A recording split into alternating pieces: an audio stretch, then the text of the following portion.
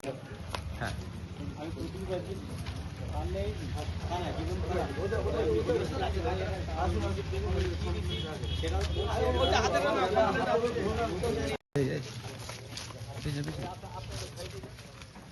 দাদা, আজকে আপনি জীবনতলা থানায় কি করতে এসেছিলেন? জীবন একটাই কারণ, সেটা হচ্ছে আমার পাশেই দেখছেন আমার এই এলাকার যারা ভোটার, যাদের 2002 সালেও বাবা মায়ের সঙ্গে লিঙ্ক আছে, পরিবারের সঙ্গে লিঙ্ক আছে, তাদের সমস্ত পেপারপত্র মাঝখানে এলো, তাদের হিয়ারিং হলো, তারপরও প্রত্যেকের নাম পাঠানো হয়েছে। এই বিধানসভায় প্রায় 33,000 নাম গত 3 দিনে এসছে। এবং এই ইলেকশন কমিশন যিনি আছে মিস্টার গণেশ কুমার, পরিকল্পিতভাবে বিজেপির দালালতি করে সাধারণ গরিব মানুষের ভোটাধিকার কেড়ে নিতে চাইছে। তাই আজকে আমি আমার ক্যানিং পূর্ব বিধানসভা এলাকার যারা লোক আছে তাদেরকে নিয়ে এসে, যারা ভোটার আছে, নাগরিক আছে, তাদেরকে নিয়ে আজকে গণেশ কুমার নামে এফআইআর করলাম। এবং আজকে বিকেলে ভাঙড় বিধানসভায় আজকের ওখান থেকেও গণেশ কুমারের নামে আমরা এফআইআর করব।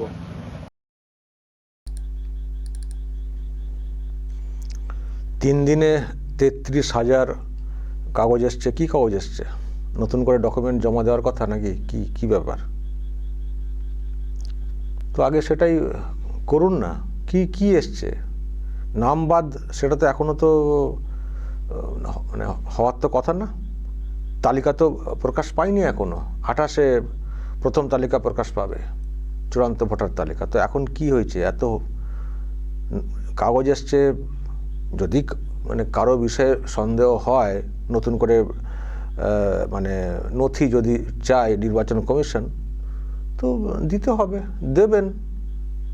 তারপর তো দেখবেন কি হচ্ছে না হচ্ছে। ফাইনাল তালিকা আগে তো প্রকাশ হোক, সত্যি নামটা বাদ যাচ্ছে কি না। হঠাৎ করে মানে কমিশনে নথি না নিয়ে গিয়ে থানাতে নিয়ে চলে গেছেন, সব লোকজনদেরকে এফআইআর করেছেন গণেশ কুমারের বিরুদ্ধে, মুখ্য নির্বাচন কমিশনার, যাকে সরাতে পার্লামেন্টে ইমপিচমেন্ট বা ওই ধরনের প্রসেস করতে হয়, তার বিরুদ্ধে চলে গেছেন এফআইআর করতে জীবনতলা থানাতে, আবার ভাঙড়ে করবেন। আমি জানি না যারা অফিসার আছেন পুলিশের, তারাই বা কেমন, তারা কিসের ভিত্তিতে এফআইআরটা লিখবেন। এখনও টোটালটা চলছে, প্রসেসে আছে, এখনও এসআইআর সম্পন্ন হয়নি। যাদের ব্যাপারে সন্দেহ তৈরি হচ্ছে তাদের ব্যাপারে হতে পারে নতুন করে আরও ডকুমেন্ট চাওয়া বা ইত্যাদি। আমি তো বুঝলাম না যে কি কাগজ আসছে যেটা বলা হচ্ছে। তো যদি নতুন করে কাগজ আসে আর নাম বাদ হয়ে গেছে এমন কাগজ কি এখন থেকে কমিশন দিচ্ছে? আপনার নাম বাদ এরকম দিচ্ছে কি? আমার কাছে তো এরকম কোনো খবর নেই। নাম বাদ, তো নাম বাদ যাবে এটা শওকত মোল্লা কি করে জেনে গেলেন? 33,000 নাম। আমি আরও বক্তব্য শুনছিলাম দর্শক, উনি বলেছেন নাম কেটে দেওয়া হচ্ছে এবং মুসলিমদেরকে বেশি করে এটা করা হচ্ছে, এরকম কাগজ করা বা নাম বাদ দেওয়া, এটা বলেছেন। তো উনি কী করে জানছেন যে এত নাম বাদ যাবে? এখনও প্রসেস যেখানে কন্টিনিউ, যাদের ব্যাপারে অসঙ্গতি ব্যাপার আছে নিশ্চয়ই তাদের ব্যাপারে আরও খতিয়ে দেখার বিষয়টা থাকবে। তো কী কাগজ এসছে 33,000 এবং তারা মানে সেই সব নাম বাদ যাবে ধরে নিয়ে থানায় চলে এসছেন গণেশ কুমার? তার মানেটা কি? তার মানে দর্শক যেটুকু বুঝলাম, সত্যি হয়তো এই সংখ্যার নাম বাদ যেতে চলেছে ওনার কেন্দ্রে। সেই জন্যই হয়তো উনি এত ছটকাচ্ছেন। উনি তো ওই টাইপের ভোট করেন, ওনার ওখানে যে ভোট হয় সেটা নিয়ে তো প্রশ্ন রয়েছে। তো এবার যদি 3 দিনে এত নাম এসছে, যায় না আরও কত নাম বাদ যাবে, সংখ্যাটা কত, হয়তো সেই জায়গা থেকে উনি ছটকাচ্ছেন কি করে জিতবো। এমনিতেই ওনার যা মানে ঠিকমতো করে ভোট হলে যে ছিল মানে এর আগের যে লিস্ট, তাতেও কিন্তু ওনার জেতার কথা না, উনি জোর করে জেতেন। যারা ভোটার না তাদের ভোট হয়ে যায় ওখানে। তো এখন এত নাম বাদ চলে যাচ্ছে, তাহলে উনি কি করবেন? হয়তো সেটাই ওনার মধ্যে একটা চিন্তা গ্রাস করেছে।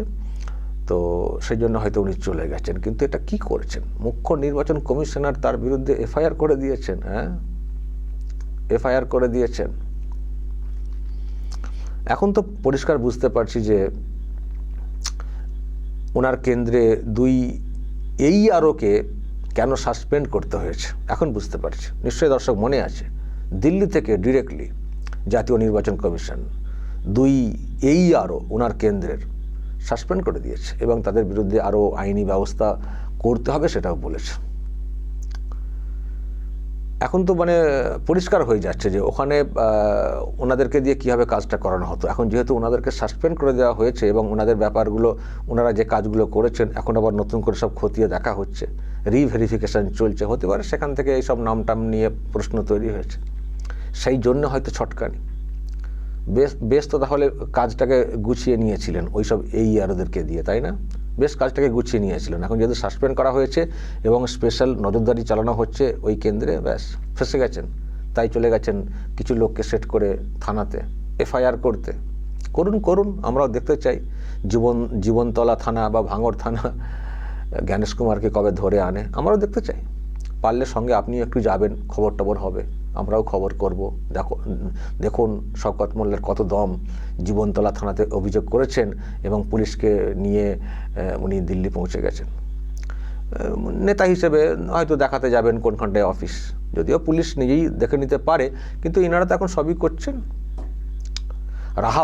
রাহাবার হবেন, রাহাবার পথ দেখিয়ে নিয়ে যাবেন। যান, দেখতে চাই আমরা যে জ্ঞানেশ কুমারের বিরুদ্ধে ব্যবস্থা, মানে অভিযোগটা করে তার বিরুদ্ধে ব্যবস্থা দেখতে চাই। ভাবুন দর্শক, সাহসটা ভাবুন।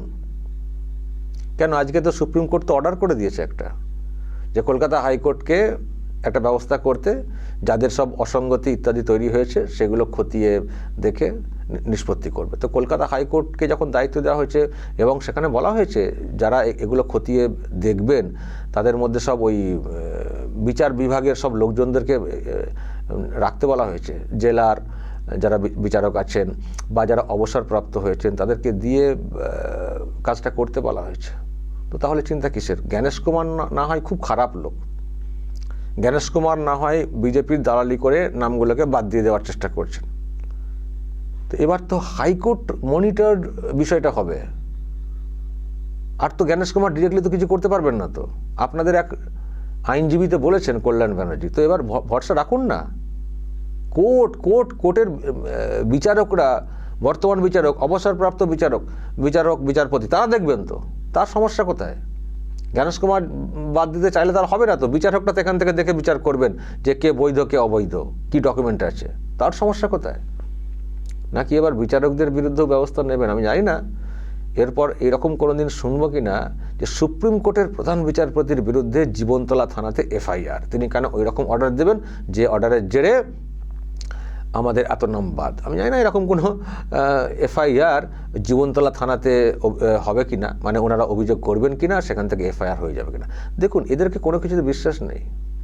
এরা যারা বিচারপতি আছেন তাদের বিরুদ্ধে তো পোস্টারিং থেকে শুরু করে অনেক কিছু ওনারা করেছেন, কিন্তু যেভাবে মুখ্য নির্বাচন কমিশনার, আবারও বলছি, একটা সাংবিধানিক পোস্ট, এই পোস্টে যারা থাকেন তাদেরকে সহজে টলানো যায় না, সরানো যায় না।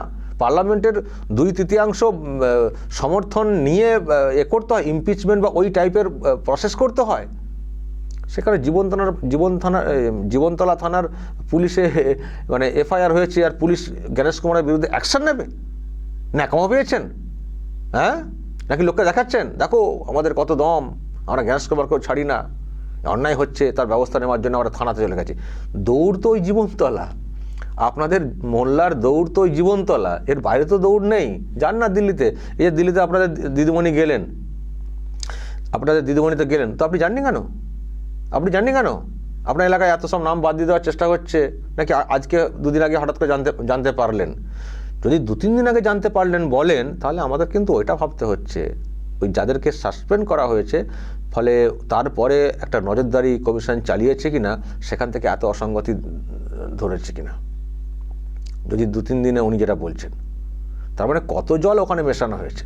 বলছেন মুসলিমদের বেশি বাদ দিয়ে দেওয়া হয়েছে। কোথা থেকে এলেন এত মুসলিম লোকেরা?